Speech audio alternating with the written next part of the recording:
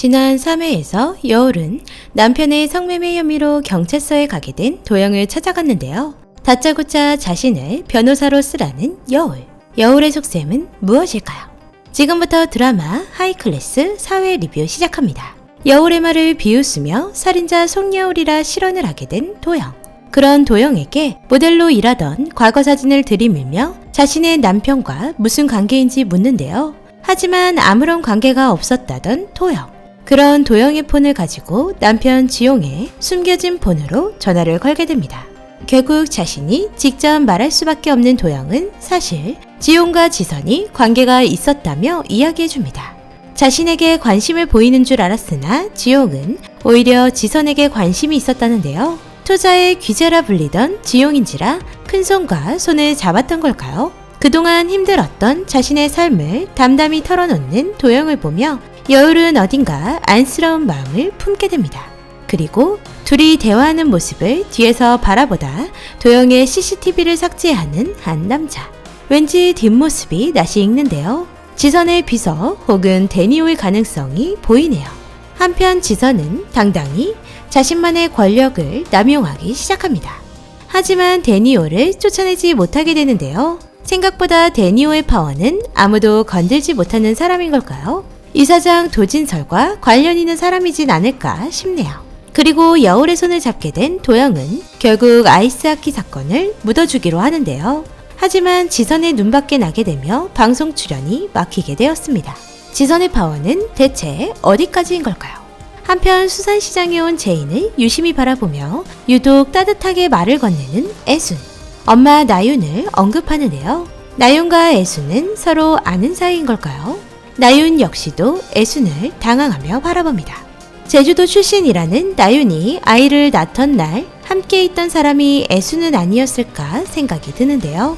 유독 제인을 따뜻한 눈빛으로 바라보는 건 역시도 수상하게 생각이 드네요. 아니면 혹시 나윤의 엄마일 가능성도 배제할 수 없습니다. 곧 있을 학교 행사로 인해 모두가 모인 국제학교 엄마들.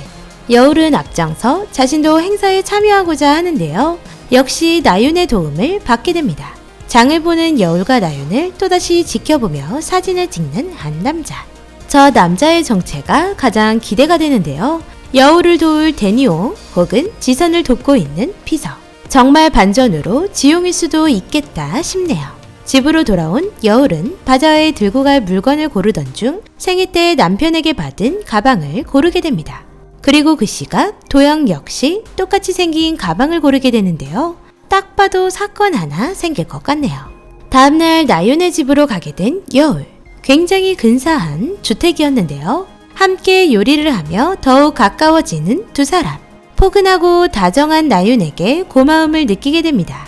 드디어 1일 캠프날 아이들은 모두 학교에서 친구들과 하루를 보내기 위해 준비물을 챙겨갑니다. 그런데 여울이 탁자 위에 올려놓은 지용의 비밀폰을 유심히 바라보는 이찬이. 이찬이의 준비물 중 이 비밀폰도 포함되어 있을 듯 싶은데요. 그동안 여울이 풀지 못했던 핸드폰의 비밀번호를 그날 밤 제인이와 이찬이가 함께 보다 풀 것 같기도 하네요. 아마도 비밀번호는 제인의 생일이면 더욱 놀라울 것 같습니다. 캠프가 시작되고 호화스럽게 차려놓은 자리에서 지선과 마주한 여울. 여울은 자신의 남편과 관계가 있던 지선을 바라보지만 어떠한 것도 물어볼 수 없게 됩니다. 학교 교실에서는 또다시 이찬이를 괴롭히는 시우와 준이. 속상해하는 이찬이를 달래며 제인이는 나윤이 직접 만든 과자를 건네게 되는데요. 그 과자를 함께 먹고 싶은 지우와 준이. 제인이는 결국 과자를 나눠 먹게 됩니다. 한편 바자의 자리에선 사건이 발생하게 됩니다. 같은 가방을 내놓은 여울과 도영. 그런데 둘 중 하나는 짝퉁이었는데요. 여울이 남편에게 받았다는 말에 다들 굳어버리게 되고 살벌한 분위기 속에서 나윤은 자신이 모두 구매하겠다 말을 합니다. 그리고 나윤과 여울이 만든 수제 과자를 케이터링 자리에 내놓지 않고 버려버린 남지선. 쓰레기통 위에 버려진 과자를 보고 화가 난 여울은 결국 지선에게 꽃다발과 문자에 대해 이야기하게 되는데요. 그 시각 준이는 또다시 그 과자가 먹고 싶어 버려진 과자를 발견하고 먹게 됩니다.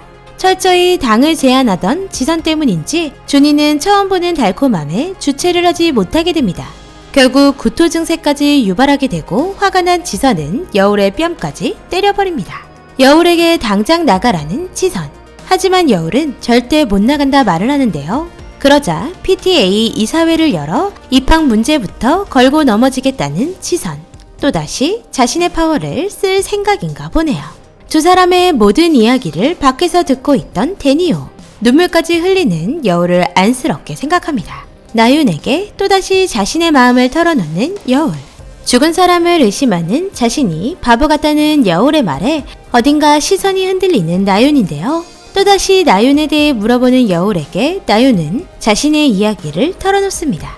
살면서 정말 죽이고 싶은 사람이 없냐고 물으며 정말 죽이고 싶은 사람이 있다 말을 하는데요. 혹시 지용은 나윤에게 사랑을 말해 이용한 후 버리게 된 걸까요?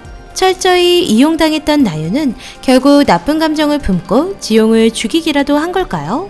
아니면 자신의 남편이었던 지용이 죽자 가장 유력한 용의자였던 여울이 정말 죽였다고 생각해 여울을 죽이고 싶은 심정인 걸까요? 한편 남지선은 국제학교 이사장 도진설을 불러 이야기를 시작합니다. 여울을 불러들인 도진설에게 화를 내지만 도진설은 의문의 이야기를 하며 자신을 믿고 기다리라고 하는데요. 여울이 꼭 필요하다는 말까지 하는데 과연 여울과는 어떠한 관계로 얽혀있는 걸까요? 여울의 집으로 와서 자고 간다던 나윤. 사실 바자회 자리에서 나윤은 여울이 보지 않는 틈을 타 구매했던 여울 가방 속에서 지용의 편지를 발견하고 불쾌해하며 버렸는데요. 이후 여울이 잠든 틈을 타 드레스룸에 들어가 여울의 원피스를 입어봅니다. 사실 여울의 드레스는 이찬이가 첫 입학하던 그날 나윤 역시도 입었던 드레스였는데요. 자신과 같은 옷을 입고 온 여울을 발견한 나윤은 그날 이찬이를 캐비닛에 가둬버렸습니다. 같은 옷을 입은 것에 분노하는 나윤을 보니 그 옷은 아마도 지용이 둘에게 똑같이 선물한 것으로 생각되네요. 그리고 여울에게 환영 메시지를 남기며 살인자라 말하게 되는데 역시나 가장 가까운 곳에 적이 있기 마련이죠. 비상강의 내피셜대로 이찬이를 가둔 사람은 나윤이었는데요. 또한 지용의 죽음에 화가 잔뜩 나 있는 걸 보니 지용의 여자는 나윤이 맞는 것 같네요. 하지만 지용을 죽음으로 몬 사람은 역시나 도진설과 남지선 같은데요. 이 두 사람은 투자의 귀재라 불리던 지용을 이용해 큰 부를 축적한 듯 보입니다. 나윤의 반전 모습을 보여주며 드라마 하이클래스 사회가 끝이 났습니다.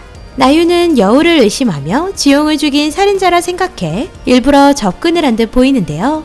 하지만 지용의 죽음에 배우가 있다는 것을 여울을 통해 알게 되며 둘은 결국 손을 잡지 않을까 싶네요. 벌써부터 반전 모습 팍팍 보여주는 전개가 시원시원해서 마음에 드는 드라마 하이클래스.